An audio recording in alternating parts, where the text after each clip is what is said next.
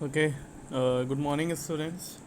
Today we are starting a new syllabus, a new course, which is in your fourth semester. You have already studied fluid mechanics in your third semester.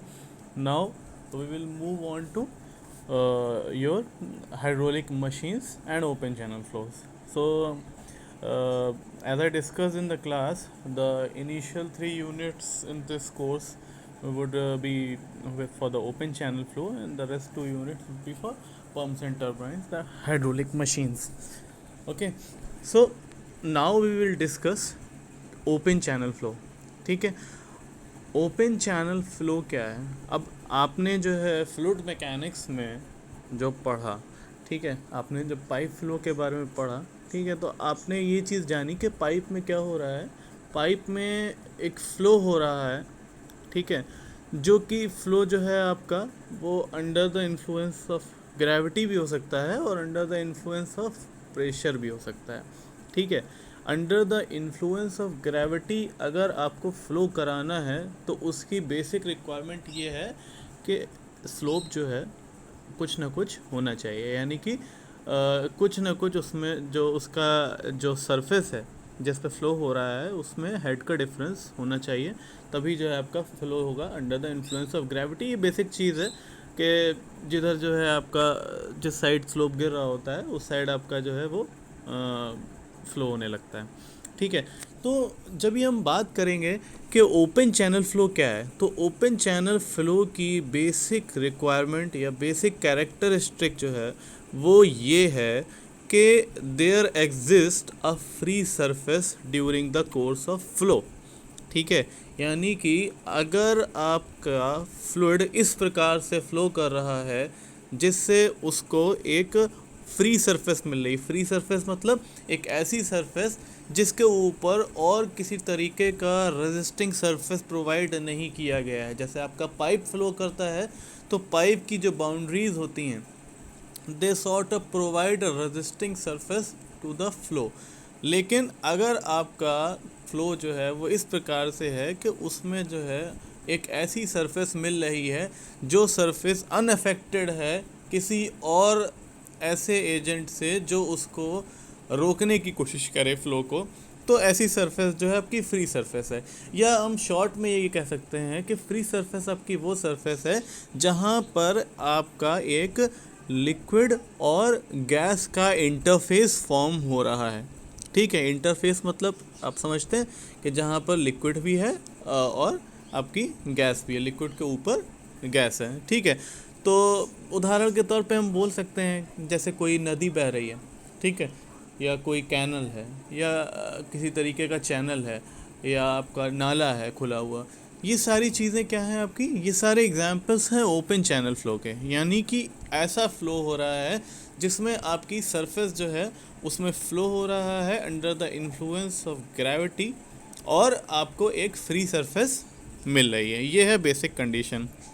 इस basic condition को अगर आप ध्यान में रखें तो आप एक पर्टिकुलर केस जो है वो बता सकते हैं कि there exist a particular case जिसमें पाइप फ्लो भी ओपन चैनल फ्लो की तरह काम करेगा. कैसे काम करेगा? पाइप फ्लो तो पाइप फ्लो है, वो ओपन चैनल फ्लो की तरह कैसे काम करेगा? तो उसका उदाहरण ये हो सकता है कि जो आपके बड़े साइज़ के ड्रेनेज पाइप आपने देखे होंगे. ड्रेनेज पाइप मतलब जिसमें से सीवेज निकलता है, सीवेज पाइप. ठीक है, तो इट इज़ नॉट नेसेसरी कि सीवेज पाइप जो है वो उनकी पूरी डायामीटर जितनी उनकी इंटरनल डायामीटर है उतनी पूरी डायामीटर में फ़्लो हो रहा हो, पानी पूरा भरा निकल रहा हो, ऐसा ज़रूरी नहीं है. ठीक है, तो अगर आपका पाइप की डायामीटर में पूरी डायामीटर इंटरनल डायामीटर से फ़्लो नहीं हो रहा है तो ये आपका फ़्लो जो है वो पाइप फ़्लो का केस नहीं रहेगा. ये फिर आपका एक ऑर्डिनरी ओपन चैनल फ़्लो का केस हो जाएगा. यानी कि in a closed conduit if the water is not flowing at the full capacity of the conduit then there exist a free surface inside the conduit जिसमें एक constant pressure पे flow हो रहा है. और ये कांस्टेंट प्रेशर पे flow हो रहा है, ये फ़्लो जो है आपका ओपन चैनल फ़्लो की कैटेगरी में आ जाएगा. यानी कि आप इतनी से कन्वर्सेशन में आपको ये समझ में आ जाना चाहिए कि ओपन चैनल फ्लो पाइप के अंदर भी एग्जिस्ट करता है if pipe is not running at its full capacity. ठीक है, तो ये आपका ओपन चैनल फ्लो है। अब ओपन चैनल फ्लो जो है उसमें क्या है, जैसे मैंने आपको बताया कि ये लगातार जो है आपका सरफेस की उसके साथ हो रहा है, ग्रेविटी की वजह से हो रहा है। तो इसका मतलब ये है कि ये पाइप की फ़्लो की कंडीशन से कुछ डिफरेंट है। ठीक है, तो पाइप की फ़्लो की कंडीशन से आपका किस प्रकार से डिफरेंट है ओपन चैनल, इसके ऊपर अगर हम डिस्कशन करें, ठीक है, तो आपको पता है कि आपका जो ओपन चैनल फ़्लो है it is distinguished by the presence of a free surface expose to the atmosphere. यानी कि आपका जो फ्लो हो रहा है वो एटमॉस्फेरिक प्रेशर के ऊपर हो रहा है। ठीक है, यानी जो एटमॉस्फेयर आपकी फ्री सरफेस पर प्रेशर लगा रहा है that is your atmospheric pressure, इसके अंडर फ्लो हो रहा है। ठीक है, तो क्या होता है कि इसमें जो है जो प्रेशर डिस्ट्रीब्यूशन है वो हाइड्रोस्टैटिक लॉ फॉलो करता है। यानी कि किसी भी एक वर्टिकल डिस्टेंस वाई की अगर हम बात करें फ्री सरफेस से, अगर हम वाई डिस्टेंस वर्टिकल डिस्टेंस नीचे जाएंगे, ठीक है, तो आपका जो है वो गामा वाई जो है आपका वो प्रेशर लगेगा उस पॉइंट पे, यानी कि उस पॉइंट की height from the free surface multiplied by gamma. ठीक है, ये आपका जो है हाइड्रोस्टैटिक प्रेशर उसके ऊपर एक्ट करेगा। ठीक है, और फ्लो ओपन चैनल में जो है वो होता है पोटेंशियल एनर्जी के एक्सपेंस पे। आपने बर्नौलीज थ्योरम पढ़ी हुई है। ठीक है, तो क्या है टोटल एनर्जी, क्या होता है potential energy plus kinetic energy plus datum, कोई भी आर्बिट्रेरी डेटम, इसको अगर हम ऐड कर दें तो आपका जो है वो टोटल एनर्जी आपकी निकल के आती है। और आपको ये भी पता है कि datum head plus pressure head, इन दोनों को अगर हम जोड़ दें तो हमारी एक लाइन मिलती है जिसको हम क्या कहते हैं, हाइड्रोलिक ग्रेडियंट लाइन कहते हैं। लेकिन ओपन चैनल फ्लो में क्या होता है, अब आप देख सकते हैं जो मैंने फिगर दिया हुआ है, इस फिगर में देख सकते हैं जो ए है वो पाइप फ्लो का कंडीशन है। तो ए में आप देख सकते हैं कि up to the centre of the pipe from the arbitrary datum एक जेड है। ठीक है, यानी डेटम हेड है, और उससे लेकर जो है आपका पीजोमेट्रिक ट्यूब में जहाँ तक वाटर राइज कर रहा है, ठीक है, वो आपका जो है उसको आप गामा से डिवाइड कर दीजिए तो वो आपका प्रेशर हेड है। ठीक है, तो इन दोनों को ऐड करेंगे, सम करेंगे तो आपको हाइड्रोलिक ग्रेडियंट लाइन मिलेगी। ठीक है, उसमें अगर आप वेलोसिटी हेड ऐड कर देंगे, ठीक है, तो आपको जो है वो टोटल एनर्जी लाइन मिल जाएगी। टोटल एनर्जी लाइन वैसे तो जो है आपकी स्ट्रेट होनी चाहिए, लेकिन क्योंकि कुछ ना कुछ हेड लॉस होता है तो उस हेड लॉस की वजह से आपकी टोटल एनर्जी लाइन भी जो है एक सर्टेन स्लोप पर होगी।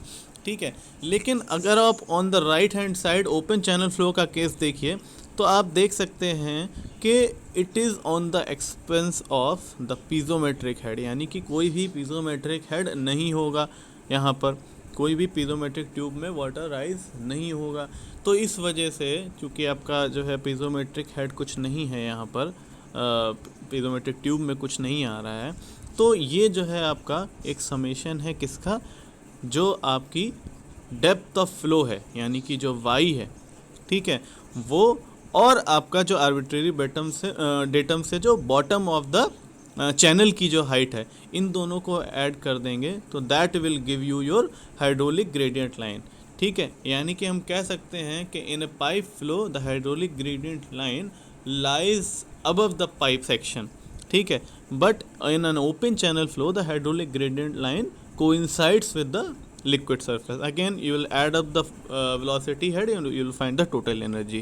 ठीक है, और हेड लॉस उसमें से माइनस होता जाएगा। तो ये आपकी पहली कंडीशन है। दूसरी कंडीशन ये है आपकी डिफरेंस की पाइप फ्लो के और आपका ओपन चैनल फ्लो के। दूसरी कंडीशन डिफरेंस की ये है कि आपकी पाइप की ज्योमेट्री जो है ना, वो पाइप की ज्योमेट्री नॉर्मली पाइप जो है उनका क्रॉस सेक्शन जो है वो एक सर्कुलर क्रॉस सेक्शन रहता है। ठीक है, और उसमें पूरे में से पानी भर के निकलता है। ठीक है, लेकिन आपका जो ओपन चैनल है उसका सेक्शन जो है वो किसी भी एक पर्टिकुलर शेप का हो ऐसा ज़रूरी नहीं है। It can be triangular in shape, it can be rectangular in shape, it can be trapezoidal in shape, it can be parabolic in it shape, it can also be circular in it shape, और it can also have a irregular surface. ठीक है, अगर आपकी natural stream है, नदी है, ठीक है, तो ये क्या है, ये नेचुरल है, तो it is not suppose to follow a particular surface pattern, ठीक है। तो इसमें क्या है कि आपका ओपन चैनल फ्लो जो है it is not characterize by a single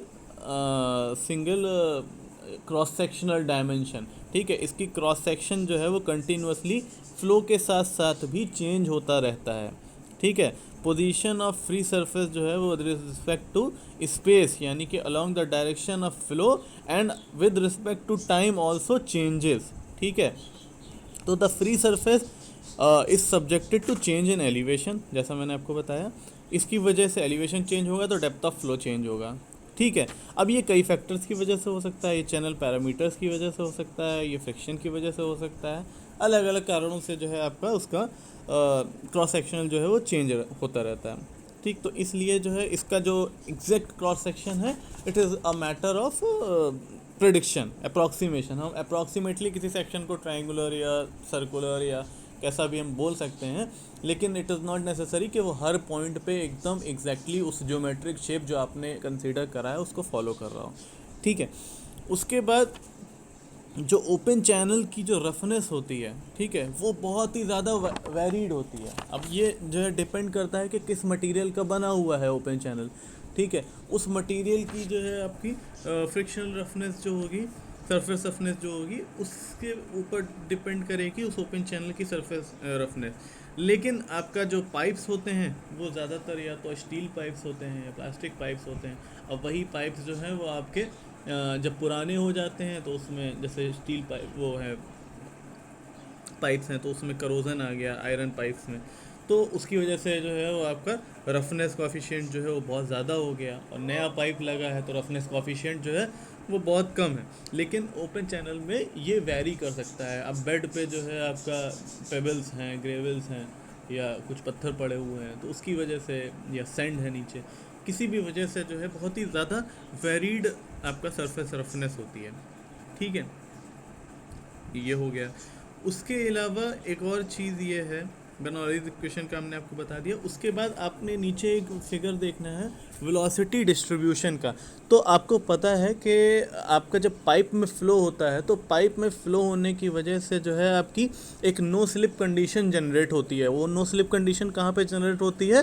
towards the boundaries, यानी पाइप की जो बाउंड्रीज़ है उस पर एक नो स्लिप कंडीशन जनरेट होती है, जिसकी वजह से आपकी जो जो कोहेसिव फोर्सेस हैं वो कोहेसिव फोर्सेस बाउंड्रीज़ पे इतने ज़्यादा हाई होते हैं कि नो स्लिप कंडीशन जनरेट होती है, जिसकी वजह से वेलोसिटी जो होती है बाउंड्रीज़ पे, जो पाइप की बाउंड्रीज़ हैं उस पर वेलोसिटी जो है वो बहुत ही नेग्लिजिबली स्मॉल होती है। इसको ज़ीरो भी कंसीडर कर सकते हैं हम लोग फॉर एनालिसिस पर्पस, ठीक है। ये आप देख सकते हैं कि लेफ़्ट में आपको जो है वो वेलोसिटी डिस्ट्रीब्यूशन दे रखा है। तो velocity distribution, velocity is minimum at near the pipe surface and velocity is maximum at the center of the pipe, यानी कि आपका कोई अगर फ्लो हो रहा है तो सबसे पहले जो पानी जो बाहर निकलेगा वो जो सेंटर में स्ट्रीम जो आपकी फ़्लो हो रही है उससे पानी सबसे ज़्यादा तेज़ी से बाहर निकलेगा, ठीक है।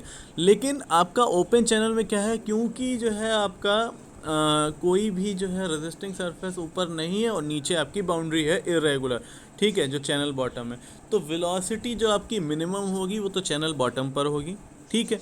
और वेलोसिटी आपकी मैक्सिमम जो है वो एपरेंटली जो है, अगर कोई रेजिस्टिंग सरफेस नहीं है तो वेलोसिटी मैक्सिमम एपरेंटली होनी चाहिए फ्री सरफेस पर, लेकिन फ्री सरफेस से कुछ डिस्टेंस नीचे, ठीक है, यानी at a certain depth from the free surface आपकी वेलोसिटी मैक्सिमम होती है। इसका कारण ये है कि आपका जो ऊपर जो एयर है वो एक फ्रिक्शनल रेसिस्टेंस थोड़ा बहुत प्रोवाइड करती है, ठीक है। That frictional resistance also depends upon the wind direction. अगर विंड की डायरेक्शन जो है वो क्रॉस है, यानी कि towards the direction of flow नहीं है, then obviously it will cause frictional resistance between air and free water surface. लेकिन अगर विंड की डायरेक्शन जो है वो आपकी फ्री वाटर सरफेस की डायरेक्शन के साथ है तो it can also increase the velocity at the free water surface, यानी कि फ्री वाटर सरफेस की वेलोसिटी जो है वो मैक्सिमम भी हो सकती है, लेकिन in on practical analysis purpose will consider कि आपकी जो फ्री लिक्विड सरफेस है उस पे जो है आपकी वेलोसिटी मैक्सिमम ना होने के बाद आपकी कुछ एक सर्टेन डेप्थ पे जो है वेलोसिटी मैक्सिमम होगी। तो you have seen the velocity distribution. ठीक है, तो ये आपके बेसिक डिफरेंस हैं आपके पाइप फ्लो में और ओपन चैनल फ्लो में। नाउ हम लोग जो है ब्रीफली डिस्कस कर लेते हैं कि क्या आपके जो है कितने तरीके के जो है फ़्लो होते हैं। तो आपका फ़्लो जो है with respect to time steady और अनस्टेडी हो सकता है। यानी कि अगर आपका जो है किसी ओपन चैनल में depth of flow at a section does not change during the time under consideration, यानी किसी एक पॉइंट को अगर हम कंसीडर कर लें, किसी एक पर्टिकुलर सेक्शन को कंसीडर कर लें और उसी सेक्शन पे at time T is equal to X and T is equal to x2 या x1, अगर आपका डेप्थ ऑफ फ्लो जो है वो चेंज नहीं हो रहा है then it is a steady flow condition. ठीक है, और अगर जो है विद रिस्पेक्ट टू टाइम, यानी कि किसी एक पर्टिकुलर सेक्शन पर जो है विद रिस्पेक्ट टू टाइम अगर आपका डेप्थ ऑफ फ्लो जो है वो चेंज हो जा रहा है तो that type of flow is called unsteady flow. ठीक है, उसके बाद जो है हमने विद रिस्पेक्ट टू स्पेस हम बात कर सकते हैं, तो यूनिफॉर्म फ्लो है और नॉन यूनिफॉर्म फ्लो है। ठीक है, यूनिफॉर्म फ्लो जो ये है वो आपका किसी भी दो सेक्शन को हम कंसिडर कर लें, ठीक है, सर्टेन डिस्टेंस अपार्ट, ठीक, और उसमें जो है अगर आपका फ़्लो जो है वो उसके फ़्लो के जो पैरामीटर्स हैं, जो वेलोसिटी है, जो डेप्थ ऑफ फ्लो है, जो डिस्चार्ज है, वो चीज़ें अगर आपकी कांस्टेंट रहती हैं, यानी कि विद रिस्पेक्ट टू स्पेस, ठीक है, तो हम कह सकते हैं कि वो आपका यूनिफॉर्म फ्लो है।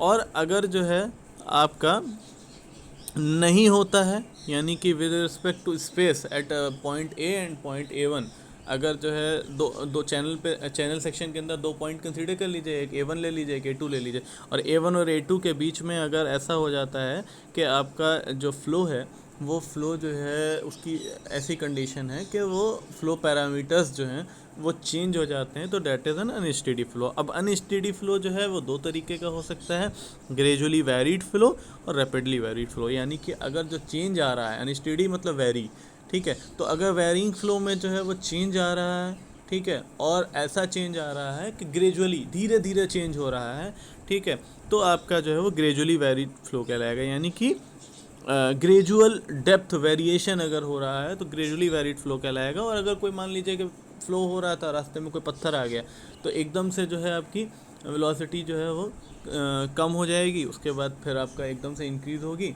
डेप्थ भी और सारे पैरामीटर्स, और उसके बाद फिर से जो है वो फिर नीचे आ जाएंगे। तो ये सारी चीज़ें जो है आपकी वो रैपिडली वेरीड फ्लो के केस में कहलाती हैं। यानी कि अगर कुछ सडन चेंज आ जाता है तो that can be rapidly varying flow.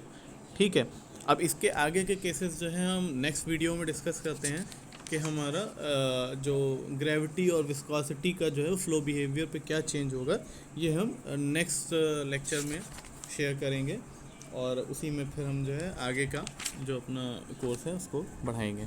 ठीक है, thank you very much everyone, और आई होप आप लोगों को समझ में आया हो, और कोई भी अगर डाउट है तो प्लीज़ डिस्कस इस on the WhatsApp group. Okay, thank you students.